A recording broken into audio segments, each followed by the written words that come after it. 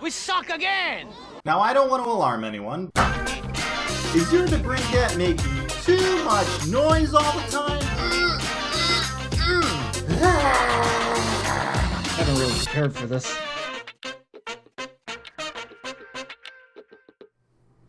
Hello and welcome back to another episode of Hawks Recap. My name is Clay. Thank you for tuning in. The Blackhawks have just completed their 22nd game of this shortened season, and for the first time in this shortened season, the Blackhawks lose to the Detroit Red Wings. Final score, 5-3. Fire everyone! Stop it. Look, is this the result we wanted tonight? No, absolutely not. Like, it sucks, right? We don't like losing to the Red Wings. If you are mad that we lost to the Red Wings, that's fine. That's completely justifiable because this is a rivalry game. And we don't like losing to the Red Wings, regardless of where these two teams are in the standings. But if you are pissed that we lost to a worse team tonight, I don't know what to tell you other than the fact that it happens sometimes. This is the NHL. This ain't college football. This ain't beer league hockey where my team lost 9-2 tonight. Yeah, it was a rough one. It's also the reason why this video is coming out in the wee hours of the morning. So apologies about that. But this is the NHL, where every team in the league is made up of professional hockey players. The very best hockey players in the world. Any team in this league can beat any other team in this league any given night. Last year, the Red Wings were historically god-awful. And yet, they swept their season series with the Montreal Canadiens. Last year, the Blackhawks weren't very good either. Yes, they made the playoffs due to an unprecedented 24-team return-to-play format, but in a regular year, they're not even sniffing the playoffs. And yet, in the regular season, they beat the Tampa Bay Lightning, who went on to win the Stanley Cup. It happens. The Blackhawks right now are 4-1 this season against the Detroit Red Wings. They very well could go 7-1 against the Red Wings this year. And if you would have told me at the beginning of the year that the Blackhawks go 7-1 against the Red Wings, I would take that 100% of the time. I would take that against any team. It just sucks right now. It just sucks tonight because, well, you know, we're trying to get as many points as possible because our March schedule is pretty horrific. But who knows? Maybe during March we beat the Tampa Bay Lightning and just cancel out this result tonight. It could totally happen.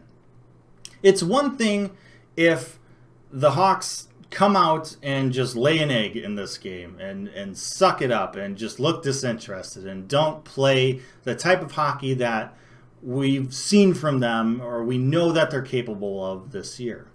But that wasn't the case tonight. They came out hard. They came out playing well. They absolutely dominated the first period, and yet somehow they were down a goal at the first intermission. They created so many opportunities tonight. They created the most opportunities they've created in a game so far this season. Like, they absolutely shattered that. Yet they still lost. It took them just struggling for whatever reason to beat Bernier. It took the Red Wings scoring their first power play goal in a month. It took some ridiculously bad miscues on defense by the Hawks, you know, giving up goals when it's a 2-on-3 or 2-on-4 situation. It took all those things for us to lose to the Red Wings. It happens sometimes. The beauty is that the Hawks have a glorious opportunity to rid this sour taste from their mouths very soon, because we get to play the Red Wings once again the next night, Sunday night, in this back-to-back. If we win that game, we're 5-1 against the Red Wings, which is a pretty darn good record. And we get 2 out of 4 points on a back-to-back. And quite frankly, 2 out of 4 points on a back-to-back I will take every time, every season against any team. So hopefully that's the case. Hopefully the Hawks can find a way to get the victory on Sunday. If they don't, then we'll talk about it. We'll talk about that situation. But right now, there's that hope. I'm guessing Lankinen will probably start Sunday night. Subban had a great game Thursday night. Wasn't the greatest tonight, but it happens. Lankinen, maybe have a little bit of fire under him. maybe will this team to a victory. And maybe the Hawks find a way to convert a little bit better against Bernier. Maybe Patrick Kane gets his 400th career NHL goal. Who knows? There's a lot of possibilities Sunday night. I'm looking forward to all the positive ones. Now, I don't really want to go through all the goals and events of this game because why relive this game any more than we really have to, right? But I do want to talk about the news we heard Friday afternoon where Nicholas Beaudin, Wyatt Kalynuk, Reese Johnson, and Colin Delia all got assigned to Rockford. And on the surface, that sounds very disappointing because, especially with Nicholas Beaudin, he looked pretty good when he got into the NHL lineup for a couple games. But I think right now we just have so many young players that we're trying to get regular time, in the NHL that it's just a numbers game and we just can't do it.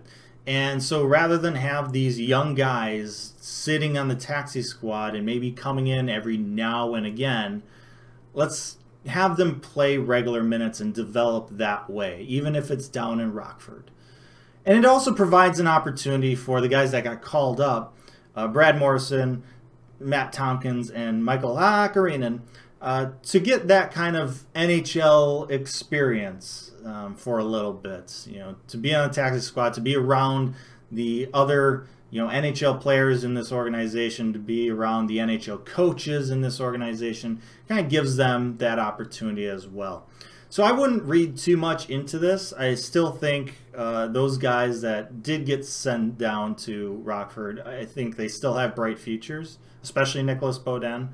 But it's just kind of a numbers game right now, and it's just trying to make sure that they continue to develop. Now, last but not least, before I sign off here in the wee hours of the morning, it is the end of the week, and so I need to award my Hawks Recap Blackhawks Player of the Week award.